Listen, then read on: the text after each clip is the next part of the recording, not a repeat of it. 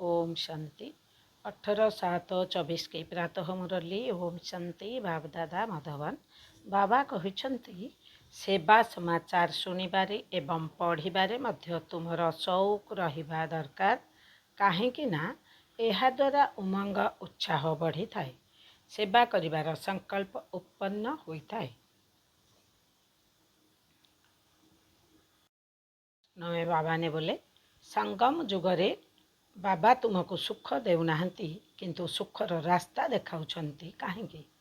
उत्तर रे बाबा कहउछंती काहेकि ना बाबांकर समस्ते संतान अटंती जदि जणको सुख देबे जणको देबे नाही तेबे एहा मध्य ठीक नुहे।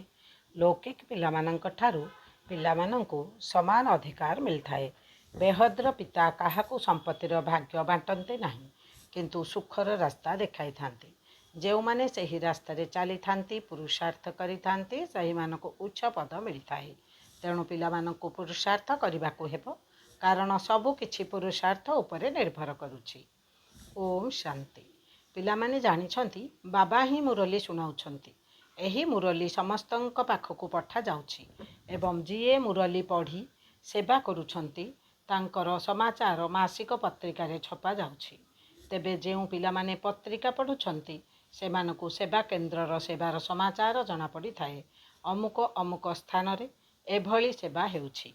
आउ जो माने पढ़िबे नाही सेमाने किछि भी समाचार जानि परिबे नाही एवं पुरुषार्थ मध्य करि परिबे नाही। सेवार समाचार पुणी प्रत्येकंकर मनरे आसुछि मु मध्य एभली सेवा करिबि। पत्रिकारु जना पड़ी जाए जे आमर भाई भौणी माने केते सेवा करुछंती। एकथा तो पिले माने जानि थांती जेते सेवा करिबो सेते उच्च पद प्राप्ति हेबो। तेणु पत्रिका मध्य सेवा करिबार उत्साह देइथाए। एही पत्रिका किछि फालतू रे तयारी हेउ नाही। फालतू बोली सही माने भाबुछंती जेउ माने एहाको पढ़ु नाहांती। केही केही कहउछंती आमे पढ़ी जानि नाहु। अरे जेपरी रामायण भागवत गीता आदि शुणिबाकु जाउछ सेहीपरि एहाको मध्य शुणिबा उचित नचेत सेवार उमंग बढ़िबो नाही। अमुक स्थान रे एही सेवा हेउची जदि शौक रहिबो तेबे अन्य काहा द्वारा पढ़ाई मध्य शुणी पारिबो। एभली बहुत सेवा केन्द्र थिबो जेउठी मासिक पत्रिका पढ़ु नथिबे। बहुत एमिति मध्य अछंती जहांकर सेवार चिन्ह वर्ण नाही तेबे सेमाने पद मध्य सेही भली पाइबे। एकथा तो जानिछंती जे वर्तमान राजधानी स्थापन हेउची एथिरे जीए जेते परिश्रम करुछंती सेते उच्च पद प्राप्त करुछंती। जदि पाठ पढ़ारे ध्यान देबे नाही तेबे फेल हो जिबे। तेबे वर्तमानर पाठ पढ़ा उपरे सबु किछि निर्भर करुछि। तेणु जेते पाठ पढ़िबो एवं अन्य मानकु पढ़ाइबो सेते निजर लाभ हेबो। बहुत पिला अछंती जेउ मानकर पत्रिका पढ़िबार विचार मध्य आसु नाही सेमाने दास दासीर पद पाइबे। सत्य जुगरे एही भावना रहिबो नाही जे ये पुरुषार्थ करि नथिला सेथिपई ताकू एही पद मिलिला ना। कर्म विकर्मर कथा वर्तमान समय रे ही बुद्धि रे रहुछि। कल्पर संगम जुगरे ही बाबा एठाकू आसी बुझाउछंती जेउ माने बुझु नाहंती सेमाने जेपरि पत्थर बुद्धि। तुमे जानिछ आमे माने मध्य पूर्वरु तुच्छ बुद्धि थिलु सेथिरे मध्य कम बेसीर मात्रा रहिछि। बाबा पिला मानंकु सर्वदा बुझाई चालिछंती। पिला माने एबे एहा कली जुग एठारे अनेक दुख रहिछि। जीए बुद्धिमान होइथिबे सेमाने तुरंत बुझीजिबे जे एमाने तो ठीक कहउछंती। तुमे मध्य जानुछ आमे केते दुखरे थिलु अनेक प्रकारर दुख भितरे रही बुड़ी रहिथिलु एबे पुणी अपार सुख को जाउछु। एहा कली जुग रावण राज्य एकथा तुमे माने भल भावरे जानिछ। एकथा निजे जानिछ किंतु अन्य मानंकु बुझाउ नाह। तेणु बाबा कहउछंती ये तो किछि जाने नाही जानिछ बोली सेतेबेले कहिबो जेतेबेले सेवा करिबो एवं तांकर समाचार मासिक पत्रिका रे छपिबो। दिनकु दिन बाबा मध्य बहुत सहज पॉइंट शुणाउ चलिछंती। दिनकु दिन बाबा मध्य बहुत सहज पॉइंट शुणाई चलिछंती। दुनियार मनुष्य माने भाबुछंती कलिजुग एबे छोट पिला अर्थात आरंभ मात्र। जदि से माने संगम जुग को बुझीजिबे तेबे सत्य जुग एवं कली जुगर तुलना करि परिबे। कलि जुगरे तो अपार दुख रहिछि एवं सत्य जुगरे अपार सुख। सेमानको कुह बाबा ही आमको अपार सुख देउछंती ଯାହାକି ଆମେ ଆପଣଙ୍କ ନିକଟରେ ବର୍ଣ୍ଣନା କରୁଛୁ। ଅନ୍ୟ କେହି ଏଭଳି ବୁଝାଇ ପାରିବେ ନାହିଁ। ତୁମେମାନେ ହିଁ ନୂଆ କଥା ଶୁଣାଉଛ। ଆଉ କେହି ଏଭଳି ପଚାରି ପାରିବେ ନାହିଁ ଯେ ତୁମେ ସ୍ୱର୍ଗବାସୀ ନା ନର୍କବାସୀ। ତୁମମାନଙ୍କ ଭିତରେ ମଧ୍ୟ କ୍ରମାନୁସାରେ ଅଛନ୍ତି। ସେମାନେ ଏତେ ପଏଣ୍ଟ ମନେ ରଖିପାରିବେ ନାହିଁ। ବୁଝାଇବା ସମୟରେ ସେମାନଙ୍କର ଦେହ ଅଭିମାନ ଆସିଯାଉଛି। ଆତ୍ମା ହିଁ ଶୁଣୁଛି ଅଥବା ଧାରଣ କରୁଛି। କିନ୍ତୁ ଭଲ ଭଲ ମହାରଥୀମାନେ ମଧ୍ୟ ଏକଥା ଭୁଲି ଯାଉଛନ୍ତି। ଦେହ ଅଭିମାନରେ ଆସି କହୁଛନ୍ତି, ଏମିତି ତ ସମସ୍ତଙ୍କର ହେଉଛି। ବାବା ତ କହୁଛନ୍ତି ବର୍ତ୍ତମାନ ସମସ୍ତେ ପୁରୁଷାର୍ଥୀ। ଏମିତି ନୁହେଁ କି ଆତ୍ମା ମନେକରି ପରସ୍ପର ସହିତ କଥାବାର୍ତ୍ତା କରୁଛନ୍ତି। ନା, ବାବା ଆତ୍ମା ଭାବି ଜ୍ଞାନ ଦେଉଛନ୍ତି। ବାକି ସମସ୍ତେ ଭାଇ ଭାଇ, ଯିଏକି ଏହି ଅବସ୍ଥାରେ ରହିବା ପାଇଁ ପୁରୁଷାର୍ଥ କରୁଛନ୍ତି। ତେଣୁ ପିଲାମାନଙ୍କୁ ଅନ୍ୟମାନଙ୍କୁ ବୁଝାଇବାକୁ ହେବ, କଳିଯୁଗରେ ଅପାର ଦୁଃଖ ରହିଛି ଏବଂ ସତ୍ୟ ଯୁଗରେ ଅପାର ସୁଖ। ଏବେ ସଙ୍ଗମ ଯୁଗ ଚାଲିଛି। ବାବା ସୁଖର ରାସ୍ତା ବତାଉଛନ୍ତି। ଏମିତି ନୁହେଁ କି ବାବା ସୁଖ ଦେଉଛନ୍ତି। ସିଏ ସୁଖର ରାସ୍ତା ବତାଉଛନ୍ତି। ରାବଣ ମଧ୍ୟ ଦୁଃଖ ଦେଉଛନ୍ତି, କିନ୍ତୁ ଦୁଃଖର ଓଲଟା ରାସ୍ତା ବତାଉଛନ୍ତି। ବାବା ନା ଦୁଃଖ ନା ସୁଖ ଦେଉଛନ୍ତି, ସିଏ ତ ସୁଖର ରାସ୍ତା ବତାଉଛନ୍ତି। ପୁଣି ସେହି ଅନୁସାରେ ଯିଏ ଯେତେ ପୁରୁଷାର୍ଥ କରିବ ତାଙ୍କୁ ସେତେ ସୁଖ ମିଳିବ। ସିଏ ସୁଖ ଦେଉନାହାନ୍ତି, ବରଂ ବାବାଙ୍କ ଶ୍ରୀମତରେ ଚାଲିବା ଦ୍ୱାରା ତୁମେ ସୁଖ ପ୍ରାପ୍ତ କରୁଛ। ବାବା ତ କେବଳ ରାସ୍ତା ବତାଉଛନ୍ତି। ରାବଣ ଦ୍ୱାରା ଦୁଃଖର ରାସ୍ତା ମିଳୁଛି। ଯଦି ବାବା ସୁଖ ଦେଉଛନ୍ତି, ତେବେ ସମସ୍ତଙ୍କୁ ଏକା ପ୍ରକାରର ସମ୍ପତ୍ତି ମିଳିବା ଉଚିତ। ଯେମିତି ଲୌକିକ ପିତା ସମ୍ପତ୍ତିର ଭାଗ କରିଥାନ୍ତି। କିନ୍ତୁ ଏଠାରେ ତ ଯିଏ ଯେତିକି ପୁରୁଷାର୍ଥ କରିବ, ସମ୍ପତ୍ତି ସେହି ଅନୁସାରେ ପ୍ରାପ୍ତ କରିବ। ବାବା ତ ରାସ୍ତା ବହୁତ ସହଜ ବତାଉଛନ୍ତି। ଏଭଳି କରିବା ଦ୍ୱାରା ଏତେ ଉଚ୍ଚ ପଦ ପ୍ରାପ୍ତ କରିବ। ତେବେ ପିଲାମାନଙ୍କୁ ହିଁ ପୁରୁଷାର୍ଥ କରିବାକୁ ହେବ ଯେ ମୁଁ ସବୁଠାରୁ ଉଚ୍ଚ ପଦ ପ୍ରାପ୍ତ କରିବି। ସେଥିପାଇଁ ପାଠ ପଢ଼ିବାକୁ ହେବ। ଏମିତି ନୁହେଁ କି ଇଏ ଭଲେ ଉଚ୍ଚ ପଦ ପ୍ରାପ୍ତ କରୁ, ମୁଁ ଏତିକିରେ ରହିବି। ନା, ପ୍ରଥମେ ପୁରୁଷାର୍ଥ କରିବା ଉଚିତ। ତେବେ ଡ୍ରାମା ଅନୁସାରେ ପୁରୁଷାର୍ଥ ନିଶ୍ଚିତ କରିବାକୁ ହେବ। କେହି ତ ତୀବ୍ର ପୁରୁଷାର୍ଥ କରୁଛନ୍ତି, ଆଉ କେହି କମ୍ ପୁରୁଷାର୍ଥ କରୁଛନ୍ତି। ତେଣୁ ସମସ୍ତ ଆଧାର ପୁରୁଷାର୍ଥ ଉପରେ ନିର୍ଭର କରୁଛି। ବାବା ତ ରାସ୍ତା ବତାଉଛନ୍ତି, କେବଳ ମୋତେ ମନେ ପକାଅ। ଯିଏ ଯେତେ ବାବାଙ୍କୁ ମନେ ପକାଇବ ତାଙ୍କର ସେତେ ବିକର୍ମ ବିନାଶ ହେବ। ସବୁ ଡ୍ରାମା ଉପରେ ଛାଡ଼ିଦେବା ଉଚିତ ନୁହେଁ। ଏସବୁ ତ ବୁଝିବାର କଥା ନା।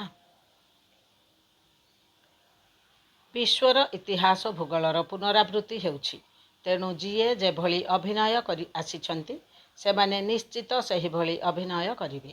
ସବୁ ଧର୍ମ ମଧ୍ୟ ପୁଣି ନିଜ ସମୟରେ ଆସିବେ। ଧରିନିଅ ଖ୍ରୀଷ୍ଟିଆନ ଏବେ 100 କୋଟି ଅଛନ୍ତି। ତେବେ କଳ୍ପ ପରେ ମଧ୍ୟ ଏତିକି ସଂଖ୍ୟକ ହିଁ ପାର୍ଟ ବଜାଇବେ। ନା ଆତ୍ମା କେବେ ବିନାଶ ହୋଇଛି, ନା ତାର ପାର୍ଟ କେବେ ବିନାଶ ହୋଇଛି।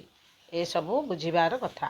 ଯିଏ ନିଜେ ବୁଝୁଥିବେ, ସିଏ ଅନ୍ୟମାନଙ୍କୁ ନିଶ୍ଚିତ ବୁଝାଉଥିବେ।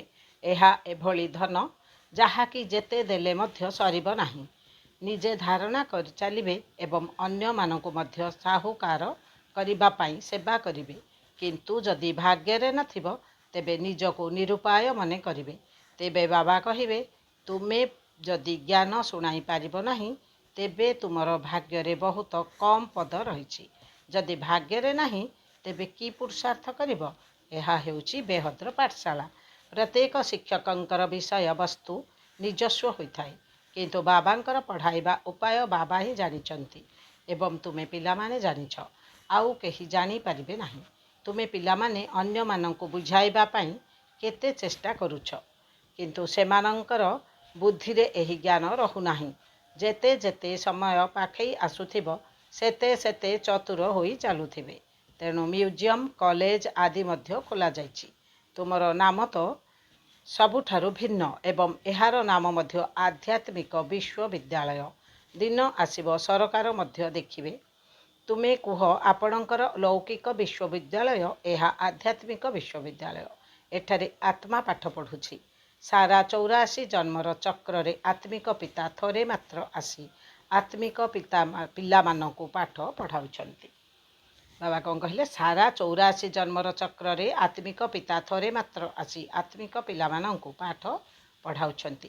ସିନେମାରେ ତୁମେ ଦେଖିଥିବ, ପ୍ରତି 3 ଘଣ୍ଟାରେ ଅବିକଳ ସେହି ଡ୍ରାମାର ପୁନରାବୃତ୍ତି ହୋଇଥାଏ। ଏହା ମଧ୍ୟ 5000 ବର୍ଷର ଚକ୍ର, ଯାହାକି ଅବିକଳ ପୁନରାବୃତ୍ତି ହେଉଛି। ଏକଥା ତୁମେ ପିଲାମାନେ ହିଁ ଜାଣୁଛ। ଭକ୍ତିରେ ମନୁଷ୍ୟ କେବଳ ଶାସ୍ତ୍ରକୁ ହିଁ ଠିକ୍ ବୋଲି ଭାବୁଛି। କିନ୍ତୁ ତୁମ ପାଖରେ ତ କିଛି ଶାସ୍ତ୍ର ନାହିଁ। ତୁମକୁ ବାବା ବସି ଶୁଣାଉଛନ୍ତି। ସେ କ'ଣ କୌଣସି ଶାସ୍ତ୍ର ପଢ଼ିଛନ୍ତି କି? ଦୁନିଆରେ ମନୁଷ୍ୟମାନେ ଗୀତା ପଢ଼ି ଶୁଣାଉଛନ୍ତି। ମା ପେଟରୁ ତ ଗୀତା କଣ୍ଠସ୍ଥ କରି କେହି ଜନ୍ମ ହୁଅନ୍ତି ନାହିଁ। ବେହଦ୍ର ବାବା ହିଁ ପାଠ ପଢ଼ାଇବାର ପାର୍ଟ ବଜାଉଛନ୍ତି। ସିଏ ଆସି ନିଜର ପରିଚୟ ଦେଉଛନ୍ତି। ଏ କଥା ତ ଦୁନିଆକୁ ଜଣା ହିଁ ନାହିଁ। ଗାୟନ ମଧ୍ୟ କରୁଛନ୍ତି। ବାବା ହିଁ ଜ୍ଞାନର ସାଗର, କିନ୍ତୁ କୃଷ୍ଣଙ୍କ ପାଇଁ ଏଭଳି ମହିମା କରନ୍ତି ନାହିଁ। ଏହି ଲକ୍ଷ୍ମୀ ନାରାୟଣ କ'ଣ ଜ୍ଞାନର ସାଗର ଅଟନ୍ତି? ନା, ଏହା ହିଁ ହେଉଛି ଆଶ୍ଚର୍ଯ୍ୟର କଥା। ଆମେ ବ୍ରାହ୍ମଣମାନେ ହିଁ ଶ୍ରୀମତ ଅନୁସାରେ ଏହି ଜ୍ଞାନ ଅନ୍ୟମାନଙ୍କୁ ଶୁଣାଉଛୁ। ତୁମେ ଅନ୍ୟମାନଙ୍କୁ ବୁଝାଉଛ ଯେ ଏହି ହିସାବରେ ଆମେ ବ୍ରାହ୍ମଣ ହିଁ ପ୍ରଜାପିତା ବ୍ରହ୍ମାଙ୍କର ସନ୍ତାନ ଅଟୁ। ଆମେ ଅନେକ ଥର ତାଙ୍କର ସନ୍ତାନ ହୋଇଛୁ, ପୁଣି ମଧ୍ୟ ହେବୁ। ଏକଥା ମନୁଷ୍ୟମାନେ ଯେତେବେଳେ ବୁଝିଯିବେ ସେତେବେଳେ ଯାଇ ମାନିବେ। ତୁମେ ଜାଣିଛ, ଆମେ କଳ୍ପ କଳ୍ପ ପ୍ରଜାପିତା ବ୍ରହ୍ମାଙ୍କର ପୋଷ୍ୟ ସନ୍ତାନ ହେଉଛୁ। ତେବେ ଏକଥା ଯିଏ ବୁଝୁଛନ୍ତି ସିଏ ନିଶ୍ଚୟ ବୁଦ୍ଧି ମଧ୍ୟ ହୋଇଯାଇଛନ୍ତି। ବ୍ରାହ୍ମଣ ହେବା ବିନା ଦେବତା ହୋଇପାରିବ ନାହିଁ। ତେବେ ସବୁକିଛି ପ୍ରତ୍ୟେକଙ୍କର ବୁଦ୍ଧି ଉପରେ ନିର୍ଭର କରେ। ସ୍କୁଲରେ ମଧ୍ୟ କେହି କେହି ବିଦ୍ୟାର୍ଥୀ ବୃତ୍ତି ପାଆନ୍ତି ତ କେହି କେହି ଫେଲ୍ ହୋଇଯାଇଥାନ୍ତି, ପୁଣି ନୂଆରୁ ପାଠ ପଢ଼ନ୍ତି। ତେଣୁ ବାବା କହୁଛନ୍ତି, ଯଦି ବିକାରଗ୍ରସ୍ତ ହେବ ତଳକୁ ଖସିଯିବ ଏବଂ କରିଥିବା ରୋଜଗାର ସବୁ ସମାପ୍ତ ହୋଇଯିବ। ପୁଣି ବୁଦ୍ଧିରେ ଆଉ ଜ୍ଞାନ ରହିବ ନାହିଁ। ଭିତରେ ପଶ୍ଚାତାପ କରି ଚାଲିବ। ତୁମମାନେ ବୁଝିପାରୁଛ ଯେ ଏହି ଜନ୍ମରେ ଯିଏ ଯାହା ପାପ କରିଛନ୍ତି ତାହା ତ ନିଜକୁ ଜଣାଅଛି। ବାକି ପୂର୍ବ ଜନ୍ମରେ କ'ଣ କରିଛନ୍ତି ତାହା ତ ମନେ ନାହିଁ, କିନ୍ତୁ ପାପ ତ ନିଶ୍ଚୟ କରିଥିବେ। ଯେଉଁମାନେ ପୁଣ୍ୟ ଆତ୍ମା ଥିଲେ ସେଇମାନେ ହିଁ ପୁଣି ପାପ ଆତ୍ମା ହେଉଛନ୍ତି।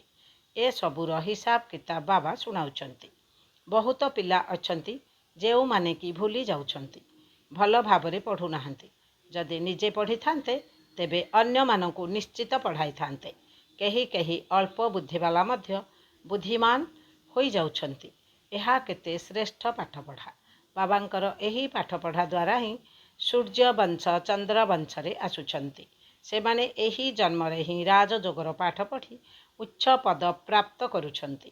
ତୁମେମାନେ ଜାଣିଛ, ଏହି ପାଠପଢ଼ା ଦ୍ୱାରା ନୂଆ ଦୁନିଆର ପଦ ମିଳିବ। ତାହା ଆଉ ବେଶୀ ଦୂର ନୁହେଁ। ଯେପରି ବସ୍ତ୍ର ପରିବର୍ତ୍ତନ କରାଯାଉଛି, ସେହିପରି ପୁରୁଣା ଦୁନିଆକୁ ଛାଡ଼ି ନୂଆ ଦୁନିଆକୁ ଯିବାକୁ ହେବ। ବର୍ତ୍ତମାନ ରାଜଧାନୀ ସ୍ଥାପନା ହେଉଛି। ତେଣୁ ଯିଏ ଭଲ ଭାବରେ ପାଠ ପଢ଼ିବେ ସିଏ ପ୍ରଥମେ ସ୍ୱର୍ଗରେ ଆସିବେ। ବାକି ଅନ୍ୟ ସମସ୍ତେ ପଛରେ କ୍ରମାନୁସାରେ ଆସିବେ। ସ୍ୱର୍ଗରେ ତ ଆସିପାରିବେ ନାହିଁ। ସ୍ୱର୍ଗରେ ଯେଉଁମାନେ ଦାସ ଦାସୀ ହେବେ ସେମାନେ ମଧ୍ୟ ବାବାଙ୍କ ହୃଦୟ ସିଂହାସନଧାରୀ ହୋଇଥିବେ। ଏଭଳି ନୁହେଁ ଯେ ସମସ୍ତେ ସ୍ୱର୍ଗରେ ଆସିଯିବେ। ଏବେ ରୁହାନୀ କଲେଜ ଖୋଲି ଚାଲିଛନ୍ତି। ସମସ୍ତେ ଏଠାକୁ ଆସି ପୁରୁଷାର୍ଥ କରିବେ। ଯେଉଁମାନେ ପାଠପଢ଼ାରେ ବହୁତ ଆଗକୁ ଯିବେ ସେମାନେ ଉଚ୍ଚ ପଦ ପ୍ରାପ୍ତ କରିବେ। ଅଳ୍ପ ବୁଦ୍ଧିବାଲା କମ୍ ପଦ ପ୍ରାପ୍ତ କରିବେ। ଏମିତି ବି ହୋଇପାରେ ଅଳ୍ପ ବୁଦ୍ଧିବାଲା ଆଗକୁ ଭଲ ପୁରୁଷାର୍ଥ କରିବାରେ ଲାଗିଯିବେ। କେହି କେହି ବୁଦ୍ଧିମାନ ପିଲା ମଧ୍ୟ ତଳକୁ ଖସି ଯାଉଛନ୍ତି। ତେବେ ପୁରୁଷାର୍ଥରୁ ସବୁ କିଛି ଜଣାପଡ଼ିଥାଏ। ଡ୍ରାମା ଏହିଭଳି ଚାଲୁଛି। ଆତ୍ମା ଶରୀର ଧାରଣ କରି ଏଠାରେ କର୍ମ କରୁଛି, ପୁଣି ନୂଆ ଶରୀର ଧାରଣ କରି ନୂଆ ପାର୍ଟ ବଜାଇବ। କେବେ କେଉଁ ପାର୍ଟ ତ ତେବେ ଆଉ କେବେ କେଉଁ ପାର୍ଟ ବଜାଉଛି। ତେବେ ଆତ୍ମାରେ ହିଁ ସଂସ୍କାର ଭରି ହୋଇ ରହିଥାଏ। ବାହାର ଲୋକଙ୍କ ପାଖରେ ଜ୍ଞାନ ତ ଟିକିଏ ହେଲେ ବି ନାହିଁ। ଯେତେବେଳେ ବାବା ଆସି ପଢ଼ାଇବେ ସେତେବେଳେ ଯାଇ ଜ୍ଞାନ ମିଳିପାରିବ। ଯଦି ଶିକ୍ଷକ ହିଁ ନାହାନ୍ତି ତେବେ ଜ୍ଞାନ କେଉଁଠୁ ଆସିବ? ସେମାନେ ହେଲେ ଭକ୍ତ। ଭକ୍ତିରେ ଅପାର ଦୁଃଖ ରହିଛି। ଯଦିଓ ମୀରାକୁ ସାକ୍ଷାତକାର ହୋଇଥିଲା, କିନ୍ତୁ କ'ଣ ସୁଖ ମିଳିଥିଲା କି? ସିଏ କ'ଣ କେବେ ରୋଗରେ ପଡ଼ିନଥିବ? ସତ୍ୟ ଯୁଗରେ ତ କୌଣସି ପ୍ରକାରର ଦୁଃଖ ହିଁ ନଥାଏ। ଏଠାରେ ଅପାର ଦୁଃଖ ମିଳୁଛି, କିନ୍ତୁ ସେଠାରେ ଅପାର ସୁଖ ରହିଛି। ଏଠାରେ ସମସ୍ତେ ଦୁଃଖୀ ହେଉଛନ୍ତି। ରାଜାମାନଙ୍କର ମଧ୍ୟ ଦୁଃଖ ରହିଛି ନା। ଏହାର ନାମ ହିଁ ହେଉଛି ଦୁଃଖଧାମ। ତାହା ହେଉଛି ସୁଖଧାମ। ଏହା ସମ୍ପୂର୍ଣ୍ଣ ଦୁଃଖ ଏବଂ ସମ୍ପୂର୍ଣ୍ଣ ସୁଖର ସଙ୍ଗମ। ସତ୍ୟ ଯୁଗରେ ସମ୍ପୂର୍ଣ୍ଣ ସୁଖ ଏବଂ କଳି ଯୁଗରେ ହେଉଛି ସମ୍ପୂର୍ଣ୍ଣ ଦୁଃଖ। ଦୁଃଖର ଯେଉଁ ଭିନ୍ନ ଭିନ୍ନ ରୂପ ରହିଛି ତାହା ବର୍ତ୍ତମାନ ବୃଦ୍ଧି ହୋଇ ଚାଲିଛି। ଆଗକୁ ଆହୁରି ଅନେକ ଦୁଃଖ ଭୋଗ କରିବାକୁ ପଡ଼ିବ। ଦୁଃଖର ପାହାଡ଼ ଖସିବ। ସେମାନେ ତ ତୁମକୁ କହିବା ପାଇଁ ବହୁତ ଅଳ୍ପ ସମୟ ଦେଉଛନ୍ତି। 2 ମିନିଟରେ ମଧ୍ୟ ତୁମେ ତାଙ୍କୁ ବୁଝାଅ। ସତ୍ୟ ଯୁଗରେ ଅସରନ୍ତି ସୁଖ ଥିଲା, ଯାହାକି ବର୍ତ୍ତମାନ ବାବା ଆସି ଦେଉଛନ୍ତି। ରାବଣ ଠାରୁ ଅସରନ୍ତି ଦୁଃଖ ମିଳୁଛି। ତେଣୁ ଏବେ ବାବା କହୁଛନ୍ତି काम विकार उपरे विजय प्राप्त कर, तेबे जगत जीत होइजिब। एही ज्ञानर केबे विनाश हुए नाही। टिकिए भी जदि शुणिब तेबे मध्य स्वर्गरे आसिब। प्रजा तो बहुत हेउछन्ति, तेबे केउठी राजा केउठी रंक। प्रत्येकंकर बुद्धि निजस्व अटे। जिए निजे बुझी अन्य को बुझाउछन्ति सिए ही उच्च पद प्राप्त करुछन्ति। एही विद्यालय बड़ असाधारण अटे, कारण एठाकु भगवान आसी पाठ पढ़ाउछन्ति। श्रीकृष्ण तो दैवी गुणधारी देवता अटन्ति। बाबा कहुछन्ति, मु दैवी गुण एवं आसुरी गुण ठारू भिन्न अटे। मु तुमर पिता एठाकु पढ़ाइबा पई आसुछि। तेबे एही ज्ञान परमात्मा ही देउछन्ति। गीतार ज्ञान कौनसी देहधारी मनुष्य बा देवता शुणाउ नाहंती। विष्णु देवताय नमः कहउछन्ति, तेबे कृष्ण कौन? देवता कृष्ण ही विष्णु हेउछन्ति। एकथा केही जानते नाही। तुम मानक भितरु मध्य केतेक भूली जाउछन्ति। जदि निजे भल भावरे बुझिथिबे तेबे अन्य को मध्य बुझाई पारिबे। सेवा करी जदि तार प्रमाण देखाइब तेबे जना पड़िब जे तुमे सेवा करुछ। सेथिपाई बाबा कहउछन्ति, लंबा चौड़ा समाचार लेख नाही। अमुक आसिबार अछि एपरि कहि जाइछि, एसबु लेखिबार आवश्यकता नाही। कम शब्दरे लेखिबा दरकार। देख, जिए भी एठाकु आसुछन्ति सेमाने रहुछन्ति ना नाही। जदि निजे बुझी अन्य मानंकर सेबारे लागि जाउछ तेबे सेही समाचार लेख। केही केही देखाणिया समाचार देउछन्ति। बाबांकु प्रत्येक सेवार फलाफल दरकार। एमिति तो बाबांक निकटकु बहुत आसुछन्ति पुणी चली जाउछन्ति। तेबे ता द्वारा कौन फायदा? बाबा सेमानंकर कौन करिबे? ना तांकर किछि लाभ होइछि ना तुम मिशन रे वृद्धि तो ए पर्यंत होई नाही। अच्छा, मिठा मिठा सिकिलद्धे संतान मानक प्रति माता पिता बाप दादांकर मधुर स्नेह संपन्न शुभेच्छा एवं सुप्रभात।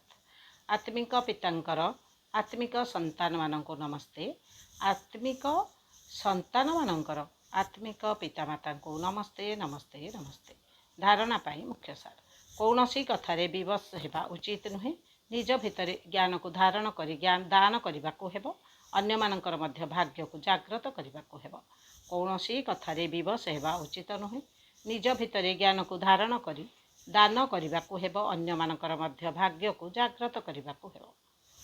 द्वितीय पॉइंट रे बाबा कहिले, काहा सहित भी कथबार्ता करबा समय रे निजको आत्मा मने करी आत्मा सहित कथबार्ता करबाकू हेबो। जेपरि टिके भी देह अभिमान न आसिबो।